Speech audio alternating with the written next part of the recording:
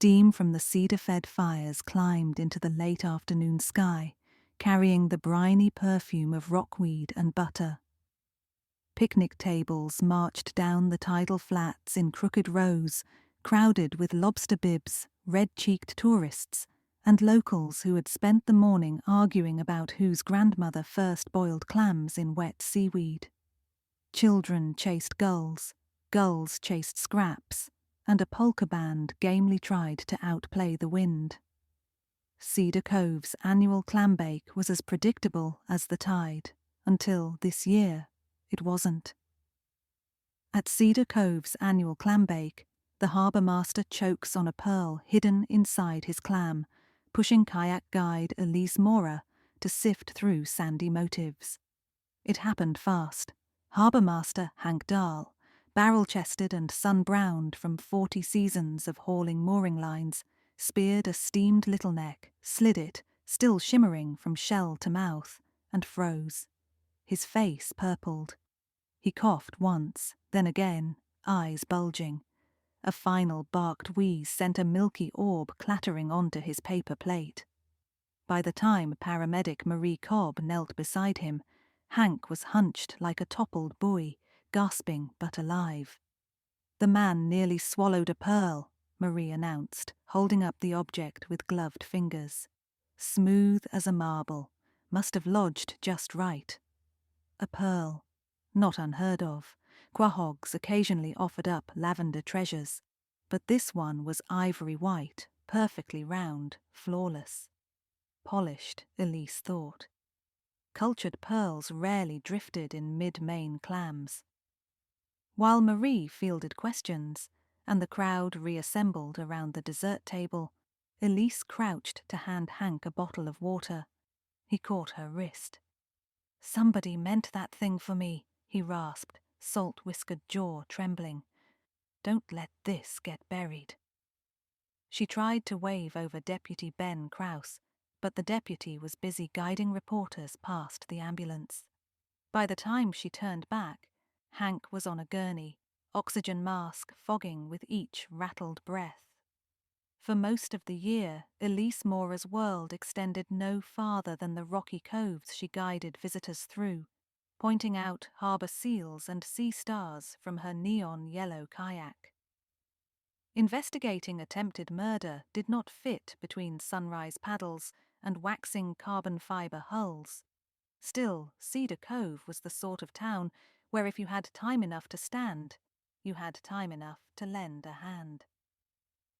After the ambulance pulled away, Elise found herself staring at the pearl, now sealed in a sandwich bag Deputy Krause had pressed into her palm. She ought to have refused. Instead, she slipped it into the cargo pocket of her guide shorts and promised to deliver it to the sheriff's office in the morning. Trouble itched around that pearl, as insistent as sand in a wetsuit. Hank had said somebody meant it for him. Who and why? First, she needed background. At the harbour office, an old fish shack with navy blue shingles, Hank's assistant, Robbie Fenwick, was stacking coils of rope. "Robbie," Elise called, "any idea why someone might want to hurt Hank?" The 19-year-old paused mid-coil, freckles squinching. "You mean besides him raising mooring fees? Everyone steamed about it." "Raise by how much?" 30%. Hits year-rounders harder than tourists." "And that pearl? Ever seen him wear or collect anything like that?" Robbie shook his head. "Ask Lila Penrose. She deals in fancy shells." Elise knew Lila, jewellery artist, ex-diving instructor, owner of Penrose Pearls. Suspicion flickered, but she'd chase one lead at a time. First, mooring fees. She borrowed Hank's rate sheets and zipped down the pier to the bait shack, where fisherman Jonah Keene stood sharpening a fillet knife. "You're friends with Hank," Elise began. Jonah snorted. "Was, until last week." Steel rasped a long blade. "He's pricing working boats out of the harbour." "Would you sabotage him over it?" A dangerous glint. "I argue face to face. not with parlour tricks. Yet when she mentioned the pearl, Jonah's brows narrowed. We don't haul translucents like that out of Maine mud. Someone planted it. Who? Jonah tossed a strip of herring to the waiting gulls. Maybe the folks who benefit if Hank steps down. Elise pictured the town council, the mariners lobbying for a private harbour master.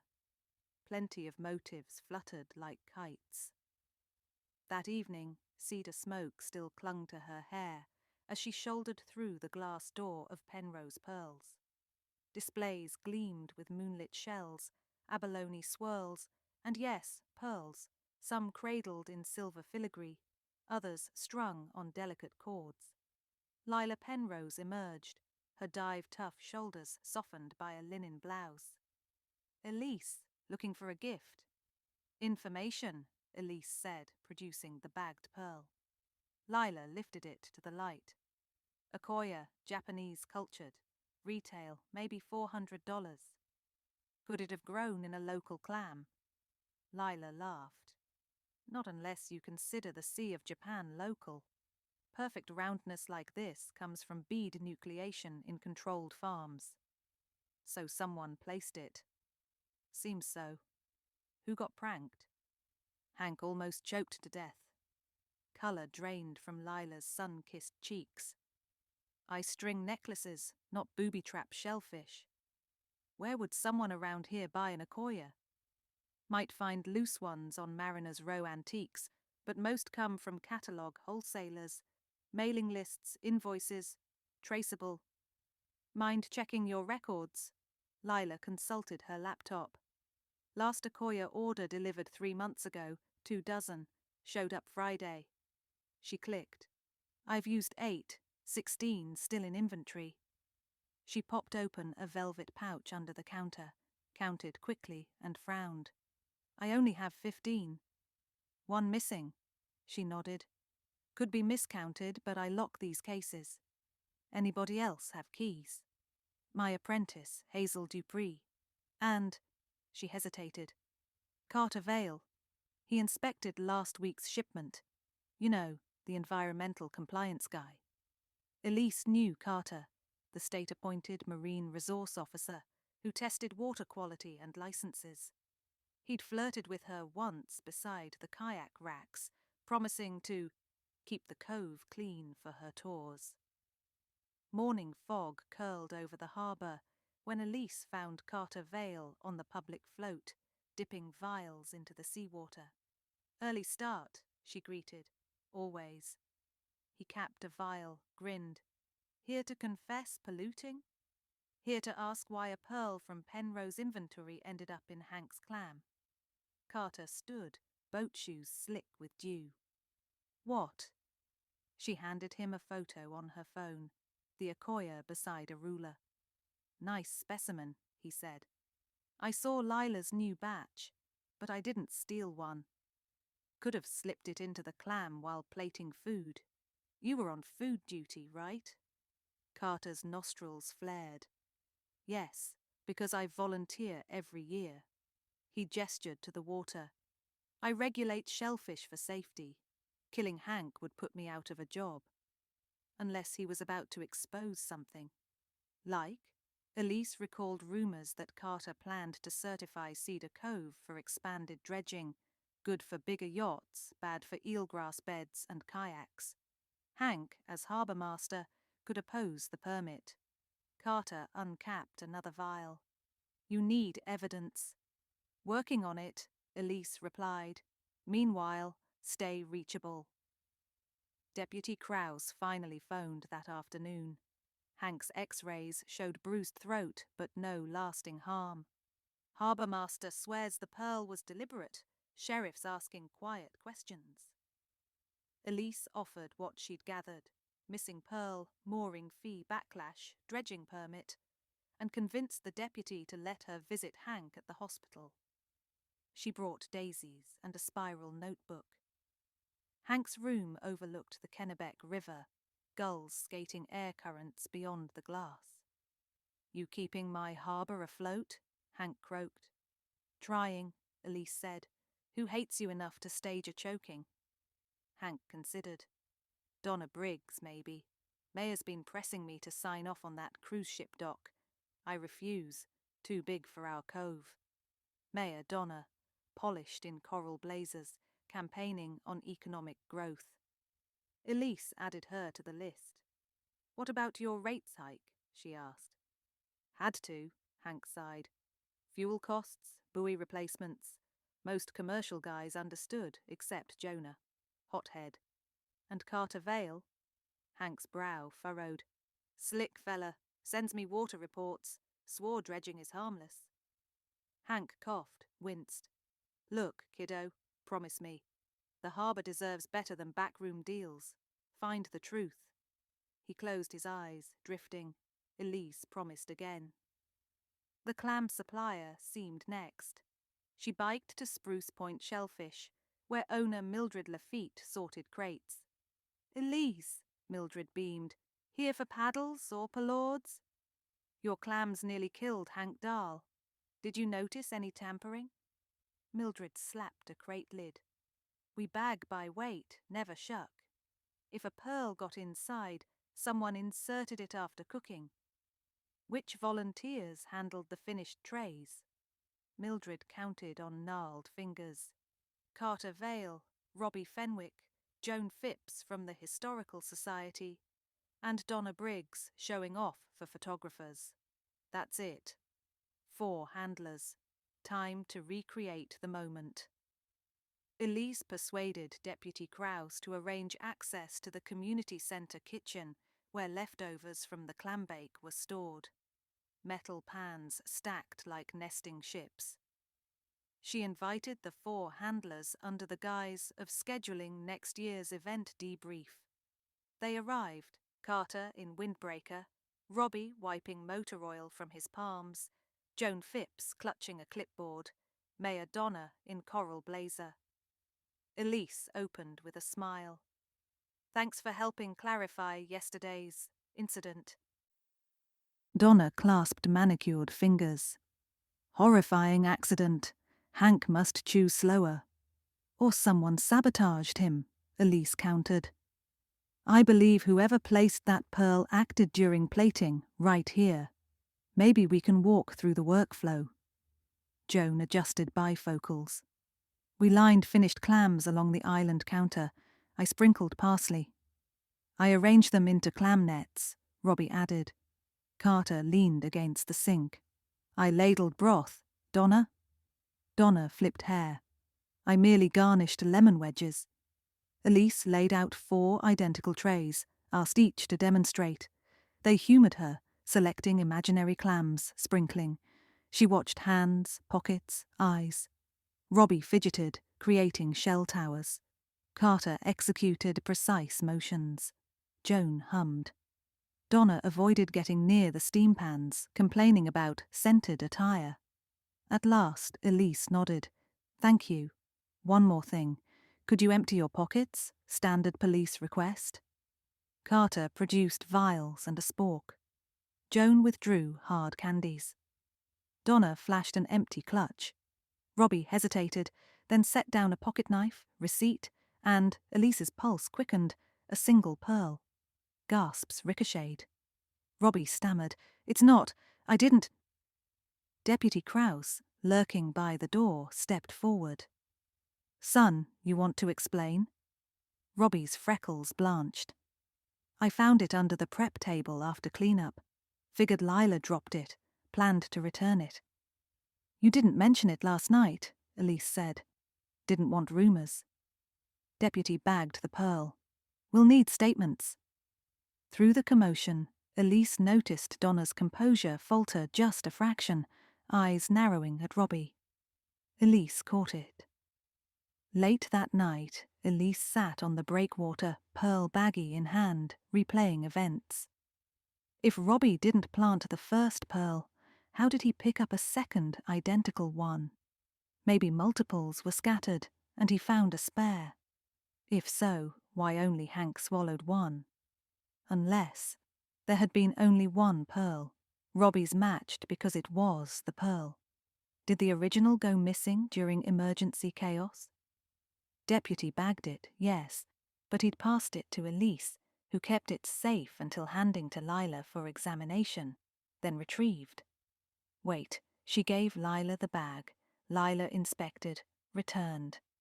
Did they swap? She counted. 15 pearls remained in Lila's pouch after counting. But if the planted pearl had been returned, there should be 16, one still missing, which means the pearl in evidence might be a substitute Robbie found. A diversion. To confirm, she needed serial verification. Lila had mentioned microscopic drill holes on her pearls for stringing. The planted one, intended for swallowing, would be undrilled to appear natural. The evidence, pearl Robbie's, might be drilled. Elise pedaled to the sheriff's office, explained her hunch to Night Deputy Sierra Gonzalez. They placed the pearl under a jeweler's loop. Tiny bore straight through. Robbie's found pearl was drilled, stringing ready. The choke pearl had no bore. It was gone. So who had access to swap? Someone at the hospital? The kitchen meeting? Swap occurred when Lila handled the pearl. She and Donna were chatting that moment. But Lila had motive. Inventory missing, plus she suffered if dredging destroyed oyster beds she hoped to seed. Yet would she attack Hank? He opposed dredging, her ally. Donna, however, supported big projects. Remove Hank and appoint a pliable harbour master. Dredging moves forward. Cruise dock brings tourist jewellery sales for Lila, maybe. That tangled. Elise revisited Hank next morning. Hank, who stands to gain from your replacement? Council would appoint interim, he croaked. Likely Donna's pick. She's grooming Carter for that. Carter as harbour master. Expands harbour, signs dredge. Donna gets political victory. Carter gets promotion. What about Lila? She imported pearls. Cruise ships would boost her sales. She might collude with Donna, provide pearls. Elise sketched timeline. Lila notices a missing pearl after shipment. Maybe Donna lifts one when visiting shop under guise of commissioning a brooch. Pearl planted in clam by Carter while plating. After choking, Lila realizes Donna used her merchandise. Panic. To protect herself, she swaps drilled pearl during inspection to show her stock complete. Robbie, unaware, finds discarded drilled pearl later. But Lila counted 15, not 14. She insisted one missing, meaning she didn't know about swap. Maybe Donna dropped a drilled one deliberately for Fall Guy. The original, undrilled, could come from elsewhere. Elise needed circumstantial proof.